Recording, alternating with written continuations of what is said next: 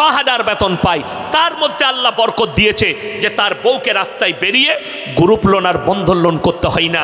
তুমি টোটো চালাও কালিয়াচকে, 30,000 রোজগার করো মাসে।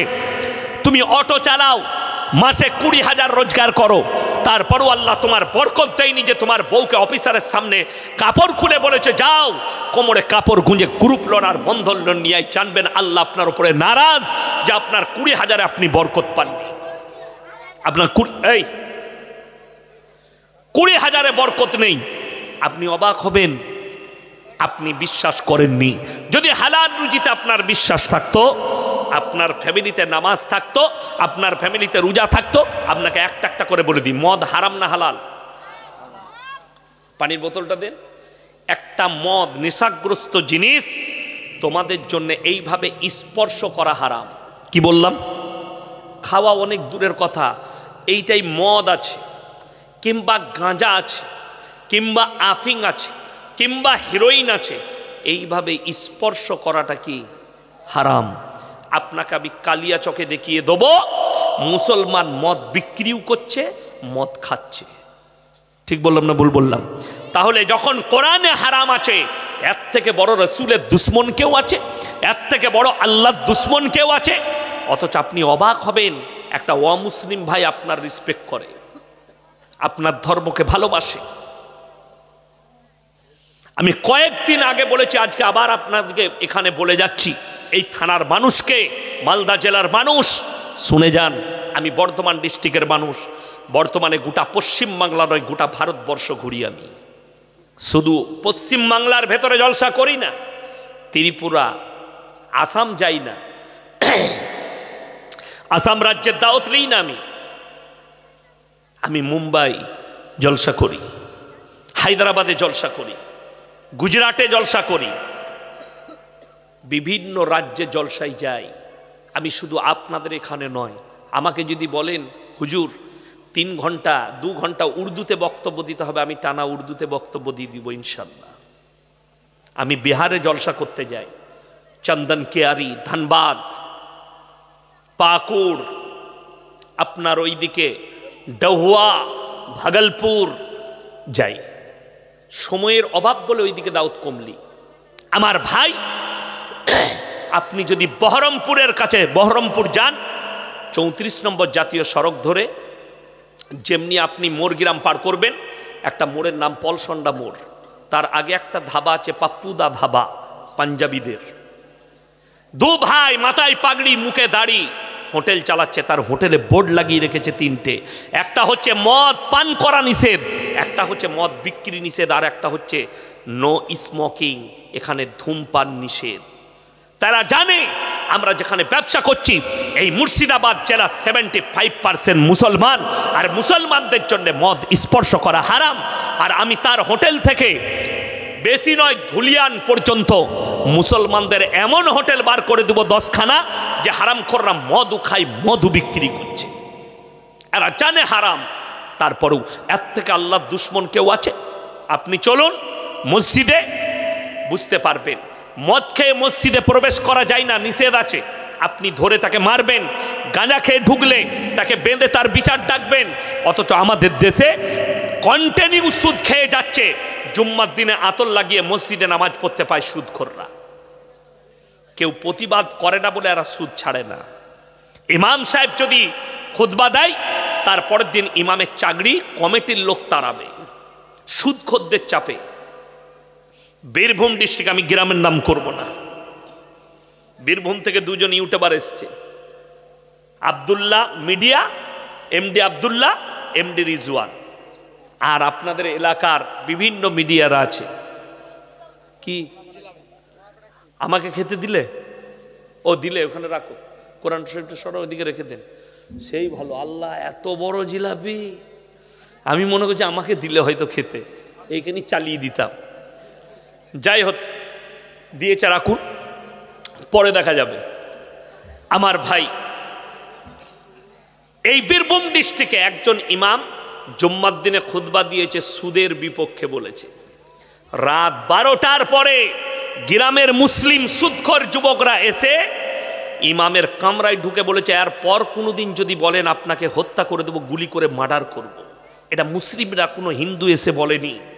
আমার ভাই, আজকে কিন্তু আমার বলার উদ্দেশ্য হচ্ছে, আমার কিন্তু চাকরি যাবার ভয় নেই, আছে। আমি আপনার মসজিদের কিন্তু ইমাম নয়, আপনার বাপের গুলাম নয়। আমাকে বলেছেন, দাওয়াত দিয়েছেন এইছি, যদি বলেন এসব বক্তব্য দিতে পারবেন না, আমার গাড়ি রেডি আছে, চাপবো পালাবো, তুই তোর স্টেজ বুঝেলে আবার যেখানে আসবো এই কথাই বল, এইটাই বক্তব্য দেবো। তুই নিতে পারলে লিবি, না হলে লিবি না। ইমানদারির সঙ্গে বলুন তো, কেউ যদি আমার সুদখোর কলার ধরে, কোরআনের আয়াত পরিবর্তন হবে? আমাকে এক চর মারতে পারো, এক চর মারলে আমি বরদাস্ত করে নেব। আল্লাহর কসম, কোরআনের আয়াত তুমি কাটতে পারবে না, রাসূলের হাদিসকে তুমি কাটতে পারবে না। কবরে যাও, কিয়ামতের দিনে মুলাকাত হবে। আমাকে যত পারবে মা বোন তুলে গাল দাও, মায়েরা যত পারবে গালি দাও। আমি গ্রুপ লোনের বিরুদ্ধে আর সুদের বিরুদ্ধে আমার মৃত্যুকাল পর্যন্ত বলে যাব। যত গালি দিবে দাও, কিয়ামতের ময়দানে মুলাকাত হবে। রাসূল আকরাম সাল্লাল্লাহু আলাইহি সাল্লাম বললেন, সাহাবীরা বললেন, ইয়া রাসূলুল্লাহ, কিয়ামতের ময়দানে সুদখোরদের অবস্থা কেমন হবে? আল্লাহর রাসূল বললেন, তাদের নারী ভুঁড়িগুলো মুখ দিয়ে বেরিয়ে সমস্ত ভেতরের মালগুলো ঝুলবে, আর তাদের ওই জায়গা থেকে রক্ত, পুঁচ আর ফিক দিয়ে বের হবে। আর তারা নিজের যন্ত্রণায় নিজেই বাঘের ন্যায় চিৎকার করবে, নিজের দুর্গন্ধে নিজে বাঘের মতো চিৎকার করবে, আর কিয়ামতের ময়দানে হাজির হবে। আল্লাহ রাসূলকে বললেন, ইয়া রাসূলুল্লাহ, আল্লাহ হারাম করেছে মদকে স্পর্শ করা, নিশাকে স্পর্শ করা। এরপরেও যারা নিশাগ্রস্ত হবে, কিয়ামতের ময়দানে আল্লাহ তাদেরকে কিভাবে হাজির করবেন? আল্লাহ রাসূল বললেন, তাদের জিহ্বাটা জমিনে লটকাবে, আর সেখান থেকে রক্ত পুঁজ ছিটিয়ে বের হবে, আর এত দুর্গন্ধ ছড়াবে, নিজের দুর্গন্ধে নিজে বাঘের থেকে বেশি চিৎকার করবে। আর তাদের জন্য রাস্তা হবে জাহান্নামের রাস্তা। আমার ভাই, আপনার মনে মনে হবে, আপনি ভেবে দেখুন, আপনার বিবি সুদে ডুবে আছে, আপনার বিবি গ্রুপ লোনে ডুবে আছে, আপনার স্ত্রী বন্ধন লোনে ডুবে আছে। আপনি ভেবে বলুন তো, এক্ষুনি যদি আমার রাজত্ব আসে, আমি যদি রাজা হই, আমি যদি বাদশা হই, আমি যদি আপনার দেশের প্রধানমন্ত্রী হই, আর আমি যদি বিচার ডেকে আপনার চোখের সামনে আপনার বিবিকে আগুনে নিক্ষেপ করি, আপনি আমার পায়ে ধরতে বাধ্য হবেন না? হবেন না? আমার সন্তানকে দিবেন না, আমার স্ত্রীকে আগুনে ছুড়বেন না, আমি মহব্বত করি। হাইরে মুসলমান, তোমার স্ত্রীকে যদি আগুনে নিক্ষেপ করা হয়, অন্যায় করার পরে তুমি বরদাস্ত করতে পারবে না।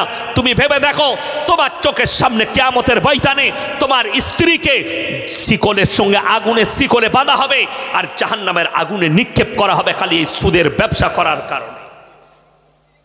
আপনি মনে করেছেন ইজ্জতের রুজি কাকে বলে? আপনার জানা নাই। ইজ্জতের রুজি মানে খাসির মাংস, দেশি মুরগির মাংস নয়। ইজ্জতের রুজি, আপনি দাস্তারখানে বসবেন, আল্লাহর তরফ থেকে চলে আসবে, আপনি ভাবতেও পারবেন না। আপনি খালি কি করবেন? হালাল রুজির ওপরে হালাল ব্যবসা করুন। রুজির মালিক সকলে বলুন কে? আল্লাহ। যদি এটা বিশ্বাস না হয়, বোম্বে টাটা মেমোরিয়ালে চলে যান, ক্যান্সারের হসপিটালে, কলকাতায় পিজিতে যান, বাঙ্গুরে যান, এমরিতে যান। কোটিপতি ক্যান্সার হয়েছে, লিভার ক্যান্সার, মুখ দিয়ে চিবিয়ে খাবার খেতে পারে না, এই গলাটা ফেড়ে নালি ভরা আছে, নল ভরা আছে, লিকুইড খাবার যাচ্ছে। কোটিপতি। আর আপনি একজন চাষিবাসী ব্যক্তি, চাষ করেন, লোকের বাড়িতে কাজ করেন, কালিয়া চকে আপনি কাজ করেন, লোকের দোকানে কাজ করেন, রাতের বেলায় এসে বিবি ডাল আর আলু চকা দিয়েছে, আলু সানা, সেটা দিয়ে মুখ দিয়ে চিবিয়ে ভাত খাচ্ছেন বিবির সঙ্গে দাস্তারখানে, আর বিবির গলায় হাত রেখে ফজর পর্যন্ত ঘুমাতে পেরেছেন এশার নামাজ পড়ে। ফজরে উঠে আবার ফজরের নামাজ পড়লেন, ফজরের নামাজের পরে এক কোণে বসে নিরালায় আল্লাহর কাছে চোখে পানি ফেলান, আল্লাহ তোমার থেকে বড় দয়ালু কেউ নেই, আমার থেকে বড় সুখী কেউ নেই। তুমি আমাকে রুজি দিয়েছো, হালাল রুজি, তুমি আমাকে খাবার দিয়েছো, আমি মুখ দিয়ে খেতে পেরেছি, আল্লাহর শুকর আদায় করে চোখের পানি ফেলান। বড় কষ্ট লাগে। আমার একজন উস্তাদে মুহতারাম আমার কিতাবের পরীক্ষা নিয়েছিলেন, তেনার নাম হচ্ছে আপনার নামটা ভুলে যাচ্ছি, উনার বহুত বড় আলেম, মুম্বাই আমার পরীক্ষা নিয়েছিলেন। তো তিনার একটা বক্তব্য শুনেছিলাম সালানা পরীক্ষার পরে। তো তিনি বলেছিলেন, ভাই সমস্ত লোককে आप लोग जिंदगी में अगर अल्लाह के पास अपने गुनाह को माफ़ी कराना चाहते हो तो मुराक्काबा कर लो। मुराक्काबा की আমরা সারাদিন রাস্তাঘাটে চলাফেরা করি, মিলামিশা করি, করি না করি না? আমাদের শোবার সময় কখন? এশার পরে রাত্রে, ঠিক কি না?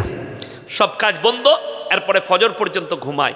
এই এশার নামাজ পড়ে, নামাজ হয়ে গেল, খানা খেয়ে দিলেন, বাড়িতে যদি ফাঁকা রুম থাকে সেখানে কেউ কি প্রবেশ না করতে দিয়ে নামাজের মুসল্লাটা উজু করে বসুন বিছিয়ে দিয়ে মনে মনে ভাবুন সারা দিনে আমি কতগুলো পাপ করলাম। আমার তার ইস্তেগফার করে দেন, আল্লাহ আমি ভুলবশত করে ফেলেছি, আল্লাহ আমি ইস্তেগফার করছি। যে নেক কাজটা মনে পড়বে যে আল্লাহ তুমি আমার দ্বারা এই ভালো কাজটা করিয়েছো, আমি তোমার শুকর আদায় করছি। সারা দিনে যে ভালো কাজটা করলেন আল্লাহর কাছে শুকর আদায় করলেন, সারা দিনে যে পাপটা করলেন আল্লাহর কাছে ক্ষমা চাওয়া হয়ে গেল, তাহলে জানবেন আপনি ক্লিয়ার হয়ে গেলেন।